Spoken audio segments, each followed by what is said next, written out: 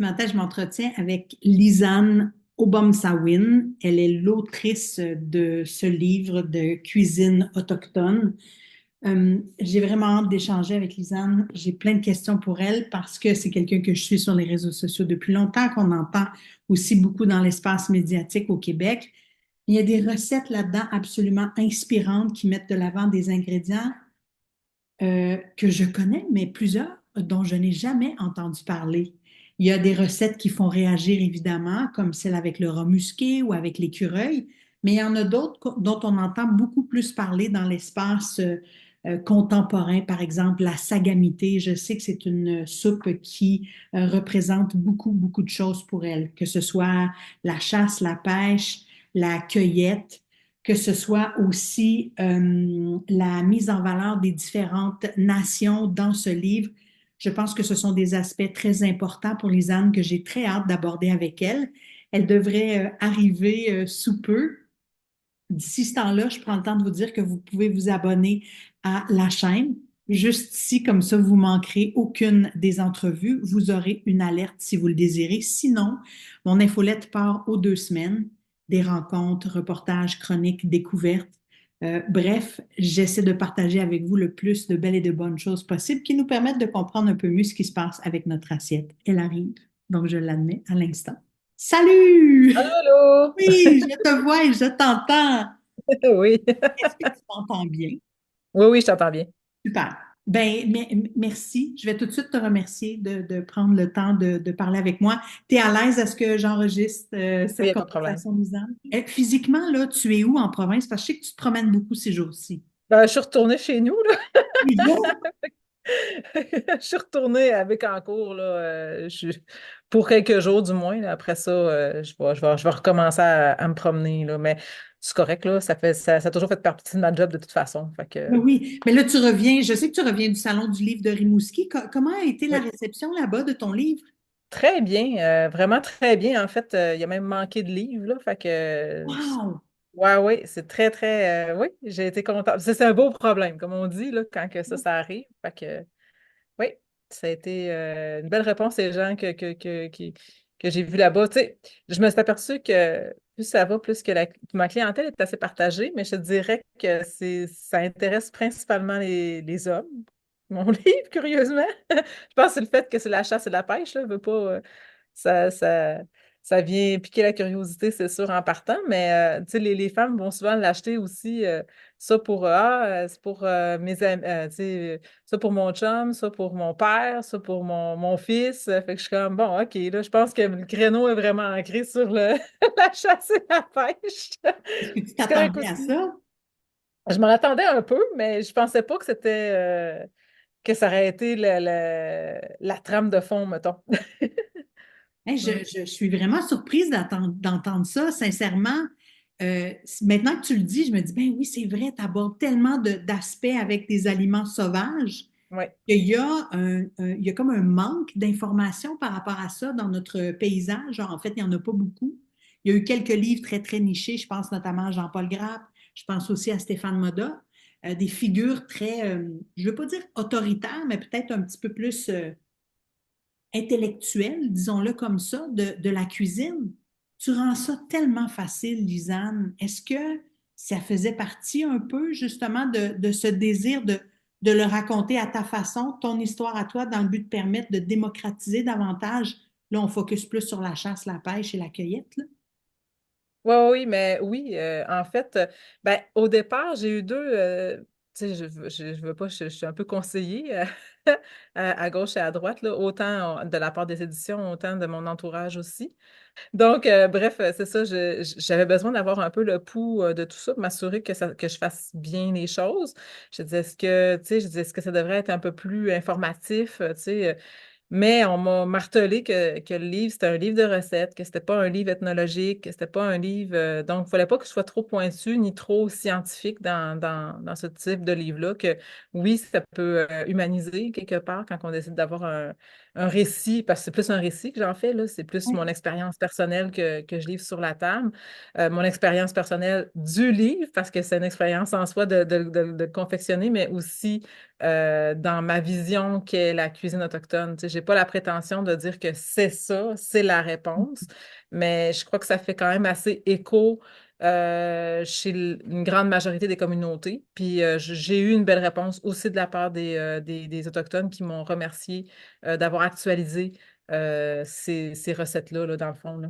Mm. Oui, c'est drôle parce que une des premières phrases qui m'a marqué quand j'ai ouvert ton livre, c'est exactement ce dont on parle en ce moment. Tu dis, je voulais donc par cet ouvrage que nos peuples se reconnaissent. Ouais. Donc, tu as réussi de par la rétroaction que tu as. Oui, oui, c'était une crainte que j'avais, là. Je t'avoue que j'étais un peu nerveuse. Oui, mais pourquoi c'est important pour toi, ça, cette reconnaissance globale? Parce que c'est difficile. C'est difficile de parler à tout le monde en même temps quand on raconte sa propre histoire. Oui, effectivement, mais pour moi, c'était important parce qu'en quelque part, je parle d'eux. Tu sais, si c'était juste mes recettes à moi, que c'était juste les recettes à Benakis, par exemple, j'aurais pas eu ce questionnement-là à avoir. Mais là, à l'intérieur du livre, il y a des recettes Innu, il y a des recettes Atikamekw, il y a des recettes Malécites, il y a des recettes Micmac, il y a des recettes. Là, je me suis dit, il faut que ça parle à d'autres, là. J'ai comme pas le choix. Il faut que ça fasse écho chez eux aussi. Et je Mhm. l'espère qu'ils vont avoir dire, ah, il y a une de mes recettes qui est dedans, puis c'est cool, tu sais. Parce que ça avait que c'était un petit peu plus compliqué, c'est-à-dire que j'ai demandé à plusieurs reprises, tu sais, s'il y avait des gens qui étaient prêts à me léguer certaines recettes pour que je puisse l'avoir dans mon livre de recettes, parce qu'on s'entend que, tu sais, on visait minimum 75 recettes, allant jusqu'à 100 recettes. Évidemment, j'ai réussi à en faire 80, ce qui est quand même très bon, mais j'aurais pu monter ça un peu plus, mais c'était compliqué en lien à avoir les denrées en particulier. Donc, il y a eu plein de recettes qui ont été modifiées Est-ce que tu peux me dans donner un l'année. exemple de ce que tu dis, Lisanne? Donne-moi un exemple d'une recette que tu as demandé à une communauté autochtone et la Oui. difficulté des aliments. Bon, ben, je ne parlerai pas d'une communauté en particulier, mais mettons plutôt d'une nation, là. Tu sais, par exemple, il y a la nation Cri OK? qui mange souvent, dans le fond, de l'outarde cuit un peu de la même manière que le castor, là. Puis c'est un grand festin, là. On fait ça.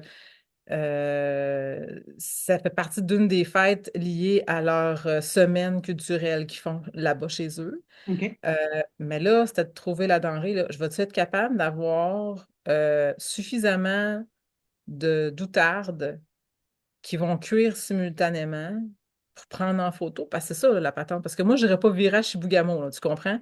Ouais. Fait que là, c'était comme, OK, sinon, il faut que j'amène mon chum aussi à chaque fois, là, tu sais. C'est lui le photographe. Oui. Fait que là, c'était comme, bon, OK. Fait que, tu sais, ça, cet aspect documentaire-là était déjà compliqué parce que ça demandait la disponibilité des gens, là, tu sais, bon. Puis là, à travers ça, des fois, ça fonctionnait, des fois, ça fonctionne pas, des fois, ils sont partis, des fois, non, finalement, c'est reporté, finalement, il va plus, finalement, la température est pas de notre bord, finalement. Il y a Pas plein question de de. lâcher prise là-dessus. C'était très important. Tu y tenais mordicus à ce que ce soit là, là. Pas de compromis. Fait que, ben, c'est ça. Tu sais, mais non, parce que ça marcherait pas sinon. Je peux pas ma problématique que j'avais numéro un, c'était pouvoir le mettre en photo. Tu sais, c'est facile de pouvoir l'exprimer. J'aurais pu l'écrire. Oui. Tu sais, soit l'écrire, le mettre en dessin à la limite, tu sais, là. Mais c'est pas ça. Les éditions de l'homme veulent pas ça de toute façon. Ce qu'ils veulent avoir, c'est quelque chose de photographique en grande quantité. Fait que c'était ça que j'avais à exprimer, là. Fait que là, c'était ça tu sais, ça demandait un défi supplémentaire. Ça, c'en est une. J'en ai une autre Oui, Parlons exactement. Ça, justement c'est de la cette cuisson. sagabonne. La voici, là, la cuisson dont tu parlais, là, que Oui, tu... exactement. Ça, c'est la cuisson. Moi, mais c'est la cuisson d'un seul castor. Et là, je te mets en contexte, là, juste pour cette recette-là, là, cette maudite recette-là, parce que cette année-là, il y a eu des feux de forêt. C'était impossible d'aller en forêt. Je ne peux pas faire de feu non plus. Ouais. Ce qui est logique, là. Mais tu sais, comment tu veux que je fasse mes photos? Toute la première partie, tu l'as vu dans le livre, là, toute la première partie, c'est des photos que sur le feu, pratiquement. Fait que pour ça, il faut que j'aie la possibilité de le faire. Je peux pas le faire dans mon salon, là, tu sais. Fait que c'est comme, bon, fait que ça, c'était une des problématiques que j'avais. Les denrées, il y a eu, tu sais, à cause des feux de forêt, j'avais très peu de têtes de violon, j'avais très peu de fraises. plein de choses que j'avais pas accès ou à peine à cause de ce phénomène-là, parce que les gens ne pouvaient pas y aller. C'était pas recommandé d'aller se promener en forêt. Fait que là, il y avait ça. Euh, à travers ça, fait que ça m'en fait partie. Puis dans l'histoire de la Sagabonne, c'est une fête printanière, cette affaire-là. On l'a fait au mois de septembre. Parce que je n'étais pas capable de la faire. Et Mhm. trouve la motadine denrée parce que le castor, il l'a eu une extrémiste. Il y a quelqu'un qui en a donné un. Puis c'est quoi? C'est un bébé, là. Ce qu'on a là, c'est un bébé castor. C'est même pas un gros castor. On n'a Ouais, pas réussi à avoir un gros castor pour la photo. Tu sais, ça te donne ça une idée à quel point que j'avais de la difficulté. Fait que là, trouve-toi la possibilité d'avoir une quinzaine d'outardes, tu sais, que je vais suspendre comme ça pour pouvoir faire la photo. C'est pas possible. Fait que ça, ouais. on l'enraye, on l'enlève de là. D'autres recettes, comme par exemple une recette que je pense, c'est des œufs de poisson poêlés. C'est super bon, là, sans faire s'acheter par terre. Là. C'est des œufs de poisson de perche chaude que tu vas cuire à poêler et tout. C'est super simple parce que c'est tout le temps ça. C'est des recettes assez simples à exécuter, mais c'est des recettes qui sont traditionnelles et tout. Mais là, on a eu la pêche blanche cette année-là, El Niño. Le monde, il rentrait sur le lac ou sur la rivière, puis ils calaient avec leur skidoo. Donc, impossible de pouvoir aller faire la pêche blanche ou très peu. Puis sinon, tu sais, ça se peut que tu arrives bredouille aussi, puis que tu n'aies pas ce que tu as besoin. Fait que là, non, cette année-là, Contre vents non, et je l'avais marées, pas. Fait que, les fans, ce livre-là a réussi à... oui, ben, pour le un an, si on m'avait donné 5 ans, je dis pas j'aurais eu, tu sais, la Ah possibilité de oui. pouvoir augmenter mon livre, mon répertoire, mais en un an, je t'avoue que ça a été problématique quasiment tout le long, là. Mhm. Ce que j'apprécie, puis je vais en venir à une question, mais ce que j'apprécie justement avec cette histoire-là que tu me racontes, c'est à quel point c'est important pour toi de mettre de l'avant les différentes techniques. On parle de feu, on parle de cuisson au feu, on peut parler de fumaison, on peut parler aussi de salaison parce qu'il y a eu cette Oui, tradition-là dans le métissage justement des cultures oui. aussi au fil du temps. Pourquoi c'est important justement pour toi de dire, peu importe les défis, je vais le montrer comment ça se faisait? Parce que c'est ça aussi, la cuisine autochtone. Ben, moi, en fait, là, c'est les éditions de l'Homme qui sont venues me chercher. Hein. C'est pas moi qui ai parti le livre puis qui l'a représenté, là. OK? C'est le contraire. C'est eux qui sont venus me chercher à la base puis que j'ai dit oui. Eux, à la base, avaient une idée un peu plus tu sais, fancy, là, un peu de la cuisine autochtone qui avait déjà été faite dans le passé, dans les années 90, faite par un Chinois, je tiens à rappeler. Tu sais, que c'était oui, oui, fine cuisine amérindienne, et par les éditions de l'Homme d'ailleurs, mais on parle des années 90, hein, c'est ailleurs, Oui, oui. être auteur de, c'était pas tellement problématique à l'époque. Donc, tu sais, ils me montraient ça, c'est la fine cuisine, tu sais, c'est comme, ça fait sophistiqué, mais ils ne voulaient pas avoir ça. Là, on était plus dans le style hooké, où est-ce que, tu sais, on va manger à l'extérieur avec une petite barre de vino, avec notre petit tataki, puis notre petite affaire. J'étais comme, moi, mais j'ai dit, moi, si je fais ça, je suis complètement à côté de la cuisine autochtone, là, ça marche pas. Elle dit, ben, OK, mais c'est quoi d'abord? Ben, j'ai dit là, on tombe dans le brut. Si je vais dans la cuisine de bois, ben, j'ai dit là, on est vraiment dans le brut. Tout ce qu'il y a, c'est l'aliment. Tu sais, j'ai dit, ça va être difficile pour moi de faire un livre de recettes parce que l'aliment que tu as besoin, c'est un castor. Tu as beaucoup besoin d'ingrédients. Rendu là, tu es un castor. C'est tout. Tu n'as pas besoin d'autre chose. Ou bien sinon, la pâte de fruits, des bleuets. Fait que tu sais, c'est comme, il n'y a pas tant d'ingrédients comme tel, c'est la technique qui va changer. Fait que j'ai dit ça, oui, mais j'ai dit, je veux pas qu'on se ramasse avec juste ce genre de livre-là, parce que j'ai dit là, on tombe dans l'aspect plus folklorique, machin chouette de l'Indien de bois Mais en qui est même encore temps, acquéré. mais en même temps, puis c'est une question peut-être un peu niaiseuse à poser, mais en même temps, justement, ce décorum-là autour des différentes cuisines, puis le fait qu'on soit si alléché par les livres des cuisines dernièrement, est-ce qu'il n'y a pas une façon là de démocratiser aussi en même temps? Tu sais, la question, le désir que eux t'apportaient, c'était peut-être pas de dire, ben, on va le romancer un peu dans le but que ce soit plus facile à démocratiser. Je sais pas, tu sais. Oui, ben, je pense que oui. Ou en même temps, c'est un petit peu d'ignorance aussi à travers ça, et c'est normal, là, hein. Je leur en veux pas, là. Je pense que la très, très grande majorité des gens ne connaissent pas ce type de cuisine-là. Puis c'est pour ça que j'ai tenu à le faire de cette façon-là. Puis tu sais, il y a une signature photographique assez particulière dans ce livre-là qui, Parlons-en, parlons. ouais, parce que c'est comme fait en Lieu trois où tu sections. l'as fait. Parle-nous du lieu où tu as fait ces photos-là aussi en partie. Oui, ben, regarde, il y en a qui sont faites à l'extérieur. Fait que ça, c'en était une qui était Puis tu sais, c'est voulu, là, hein? C'est-à-dire que j'ai voulu démontrer par l'image photographique le côté transmission. Alors, il y a la transmission orale, transmission, le désir d'être ensemble, le désir de reconnexion. Et j'ai fait par exprès pour que les vêtements qui sont reliés à ça sont des vêtements traditionnels. Alors, on a beaucoup de vêtements traditionnels dans la première partie. Tu sais, j'ai encore ma jupe à ruban. Oui, exactement, ma jupe à ruban, j'ai mon pendentif. Tu sais, mais on est assis quand même. On n'est pas assis dans le bois. Je suis assis sur la galerie de mes parents, de leur maison familiale, où est-ce qu'on prend une tisane qui est une tisane traditionnelle. Il y a un échange qui se fait là. Il y a une autre recette de jerky où est-ce que c'est ma fille et mon garçon. Oui, Donc, c'est très, très, très humain. OK, alors on voit ça sur la première partie. et C'est c'est très humain, ça. très. Oui, Pardonne-moi, pour les gens justement qui veulent aussi comprendre l'essence même de la cuisine autochtone, c'est ça, la oui, tradition maternelle et l'échelle humaine. C'est verbal. oui, J'ai eu le très grand privilège, si tu me permets, de rencontrer c'est quoi le titre qu'elle se donnait? Elle se donnait le titre de cultural sharer, genre une personne qui partage la culture. oui. Elle est d'une nation du nord de l'Alberta et pendant un événement à Calgary qui s'appelle Terroir, elle venait faire un atelier sur le pémican. Et elle racontait comment est-ce que sa grand-mère a partagé à sa mère, qui lui a partagé à elle la façon de faire. Mais le partage se faisait, tu viens avec moi, on s'en va dans le bois, tu apprends à reconnaître les environnements.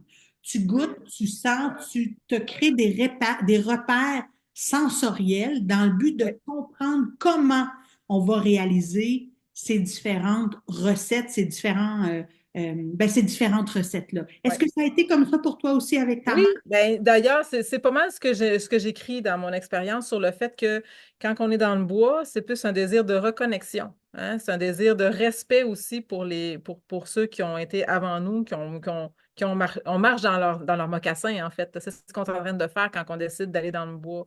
Donc, c'est un peu ça que je voulais noter.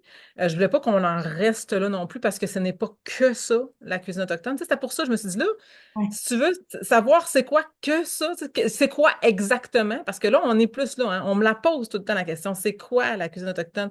Ben, c'est ça. C'est ce que j'ai donné comme ouvrage, c'est que c'est pas euh, prédéfini, c'est pas quelque chose qui est vraiment euh, ancré dans une case uniquement. Dans la deuxième partie du livre, là, La cuisine métissée, on voit que le contexte que j'ai mis, c'est plus un. Puis j'ai fait par exprès, les photos ont été prises majoritairement au village québécois d'antan, puis ceux qu'on n'a malheureusement pas réussi à faire par soit manque de temps ou par manque de luminosité, parce que le contexte ne favorisait pas ça, malheureusement, parce que je savais que c'était un. Quand j'y Beau repense, je suis défi. comme. Beau défi. Vraiment. Oui, oui, oui, oui, vraiment.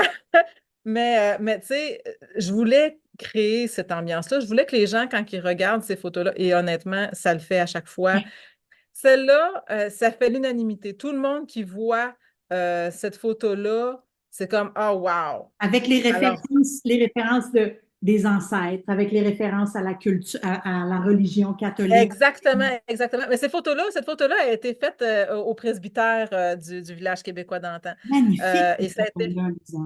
Oui, oui, vraiment. Puis en fait, ça a été fait, on le voit bien, là, mais c'était fait à la noirceur totale, où est-ce qu'on avait des lampes à l'huile, là. Donc, vous aviez des lampes à l'huile et des chandelles. Donc, on était éclairé que par ça, pratiquement, sauf le sapin de Noël qui, lui, était éclairé à l'électricité, mais c'était la seule affaire. Intéressant, ça. C'est comme, Fait puis là, c'est peut-être cliché ce que je vais dire là, puis pardonne-moi, encore une fois, j'essaie que- de comprendre puis de partager mon expérience de ton expérience. Il y a quelque chose de très spirituel aussi derrière ça, dans ouais. l'idée de revenir à la base pour ce qui est à la fois l'éclairage, pour ce qui est à la fois. Bon, est-ce que c'est. Je m'excuse. Ouais, c'est le photographe à côté. Ah, c'est On ne voit photographe, pas, il salut est flou. photographe, Il est good flou. job. Mais il y a ça dans le visuel aussi, ce côté très spirituel qui est propre aux différentes nations aussi, que ce soit ici au Québec, ailleurs au Canada, c'est ce que je comprends, cette relation-là, tant avec la nature, mais aussi le réconfort, le partage, l'héritage. On sent ça dans les photos. Voilà. Mm. Sincèrement, Lisanne, dans ton livre qui apparaît, je pense que peut-être que tu vas être d'accord, qui apparaît très simple, comme l'est la Mm. cuisine autochtone, il y a un travail, un immense travail de la respect des cultures, de ta culture, mais des cultures aussi dedans. Ouais. Euh, c'est quoi c'est quoi le feedback, la rétroaction, pardonne-moi l'anglicisme, que tu as le plus depuis que tu rencontres les gens? Je sais qu'on a débuté depuis le début, tu me dis que ce sont les hommes avec la cuisine de chasse et tout, mais qu'est-ce qu'on te dit par rapport à cette œuvre-là, à cet ouvrage-là que tu En fait, dans les deux cas, puis c'est ça qui est formidable, là, c'est que autant les Québécois que les Autochtones me remercient d'avoir fait cet ouvrage-là, qui disaient qu'il était temps que je fasse cet ouvrage-là aussi, là. Puis qu'en même temps, il y a comme tu dis, il y a un respect entre les deux. C'est que je ne suis pas là en train d'accuser l'autre de nous avoir donné un héritage qui n'était pas la nôtre, hein. Même si on a eu certains, tu sais, veux pas, on est issu du colonialisme, puis ça, on le sait, puis on le sent à travers le livre aussi. Mais en même temps, il y a ce respect-là du fait que on n'est pas non plus on est en, on l'accepte bien. Tu sais, je te dirais que dans les recettes, justement, qui sont là, c'est des recettes qui sont métissées, je le dis. Je te dirais que le mot métissé, ça a fait grincer des dents quelques personnes. Mais moi, je tenais à dire ça parce que j'ai dit c'est le vrai mot, hein. C'est un métissage de deux cultures qui a donné ce type de recette-là, là, tu sais. Et qu'en même temps, on les partage aussi. Il y a peu ou pas de différence dans une sauce à spaghetti autochtone que celle québécoise qui vont chasser le chevreuil. C'est Ça vrai? va être sensiblement la même chose. Et c'est la raison pour laquelle est-ce que je la mettais dedans. C'était pour dire, écoutez, on pense parfois qu'on est à côté de la traque ou qu'on n'est pas, qu'on est très différent, alors qu'en réalité, on est plus près l'un de l'autre qu'on le pense. Oui. On a passé sensiblement par les mêmes traumas ou presque en termes du colonialisme qui nous a. Puis je le dis, hein, dans la giblotte, en exemple, là, tu sais, j'explique que les Canadiens français aussi ont eu cette interdiction-là il n'y avait pas accès au camp de chasse au même titre que les Autochtones. Donc, il y a quelque chose là-dedans qui fait qu'il y a des recettes qui ont été partagées autant chez les Autochtones que chez les Québécois, qu'on a cuisiné les mêmes ingrédients, les mêmes choses en même temps. Tu sais, et que pendant que les gens pensaient, et c'était ça un peu mon idée, c'est que je disais, pendant que les gens pensaient que nous, parce que c'est ça qu'on avait dans nos livres d'histoire, qu'on pensait que les Autochtones mangeaient sur le bord du feu tout le temps de la viande séchée, puis qu'accroupis avec leur pagne, tu sais, à côté du wigwam, ben en fait, on était dans nos maisons ancestrales, comme on le voit là, puis on est en train de cuisiner la même chose. Ouais. C'était un peu ça que je voulais démontrer. C'était quand même, garde, tu sais, il y a des visions erronées qu'on peut penser que non, il y a ça. On a tous les deux cette même nostalgie-là. On a tous les deux cette même cuisine d'antan réconfortante-là, des deux côtés. Puis il y a ce côté-là tu sais, je sais que c'est ces recettes-là, majoritairement, qui vont être exécutées autant des Québécois que des Autochtones dans ce livre-là. Plus que la troisième partie, plus que la première. La première, il y en a que, tu sais, les Autochtones la font déjà, puis ça Mhm. va. D'ailleurs, je tenais à mettre le savoir-faire là-dedans, parce que je me suis dit, ceux qui viennent de l'extérieur, qui n'ont pas eu accès à ça, des fois, ça pourrait très bien arriver, et ça, on le voit, que le fait d'être acculturé quand on décide d'être à l'extérieur, quand on décide de revenir à l'intérieur de la communauté, des fois, les personnes qui auraient pu nous enseigner ça sont décédées. Ouais. Donc, de l'avoir écrit sur papier, au moins, ça permet de perdurer ça. Mhm. Sinon, pour l'autre côté, où est-ce que je m'amuse un peu plus dans la troisième partie du Et livre, moi, c'est très. tu viens Ouais, tellement me chercher, Lisanne, aussi. En fait, tu es venue me chercher avec toutes les parties, je viens de te le dire. ouais. Mais qu'est-ce que tu espères pour l'avenir de ce livre-là et qu'est-ce que je devrais te souhaiter pour l'avenir de ce livre-là? Moi, j'espère sincèrement que ce livre-là soit comme un type de livre référence pour débuter. Je pense que c'est un premier livre, hein. On s'entend que c'est un premier livre de cuisine francophone. Je pense qu'en termes de cuisine autochtone. Donc, j'espère que ça va servir de référence autant pour les Autochtones, autant que pour les Québécois, que les gens apprennent de ça, puis que ça soit, euh, voyons, quelque chose qui va permettre nous permettre d'aller de l'avant sur d'autres choses. C'est-à-dire que si on décide de faire un autre livre, un autre tome, quelque chose, que ça amène vers quelque chose de plus pointu sur quelque chose. Maintenant qu'on l'a bien défini, maintenant que c'est at large, qu'on sait que ça va dans tout ce spectre-là, puis qu'on n'est pas obligé d'être pointu sur une affaire, on peut maintenant se permettre d'être dans les autres, dans les autres slots. Puis je l'espère que ça va faire cet écho-là aux gens, puis que ce livre-là va perdurer dans le temps aussi, là, c'est ce que je souhaite. Ben, je te le souhaite sincèrement parce que tout est là pour que ça perdure dans le temps. Je trouve que c'est très ancré dans la contemporanéité. Tiens, je vais Mhm. inventer un nom. C'est très contemporain. Mais c'est ça. C'est tellement, c'est très 2024. Je te le dis là, dans tout ce qu'on a entendu dans les 10 dernières années, de ce que moi j'ai entendu dans les 10 dernières années par rapport à la cuisine autochtone, j'ai l'impression que tu nous projettes vers l'avenir dans ce discours respectueux, inclusif, qui éveille justement à Hey, qu'est-ce qui se passe autour? Comment devrions-nous peut-être avoir davantage cette conversation-là dans le but de mieux comprendre et de comprendre qui on est, où est-ce qu'on s'en va. Tiens, je le Exact. dis. Ouais. Ben, comme on dit, l'adage, hein, dis-moi ce que tu manges, je te dirai qui tu es. Fait que voilà.